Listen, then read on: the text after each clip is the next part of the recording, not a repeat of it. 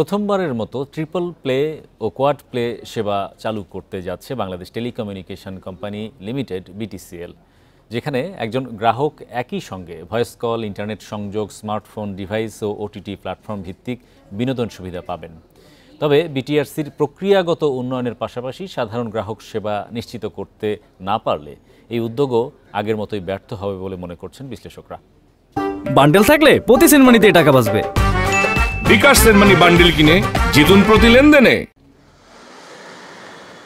দেশে 5G handset পর্যাপ্ত না থাকায় এর কাঙ্ক্ষিত সেবা থেকে বঞ্চিত হচ্ছেন নাগরিকরা।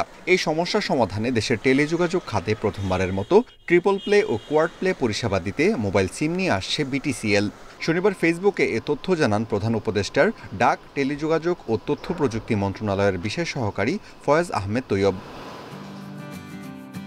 এর মাধ্যমে একজন গ্রাহক শর্ত সাপেক্ষে একই সঙ্গে ভয়েস ও ইন্টারনেট ডাটার পাশাপাশি ওটিটি প্ল্যাটফর্ম বঙ্গবিডির চরকি এবং হইচই দেখতে পারবেন অনায়াসে।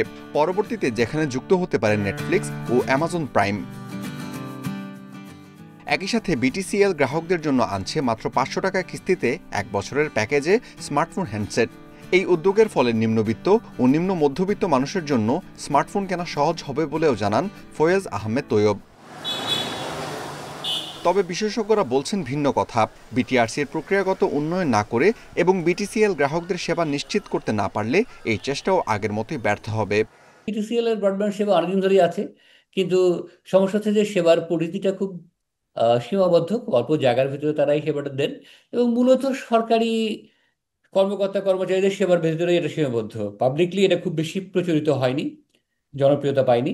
তার পেছনে একটা বড় কারণ বোধহয় বিটিআরসির গ্রাহক সেবার যে প্রক্রিয়া যেভাবে তারা দেন সেটা ঠিক সাধারণ মানুষের জন্য খুব সুখকর বা সহজলভ্য নয়।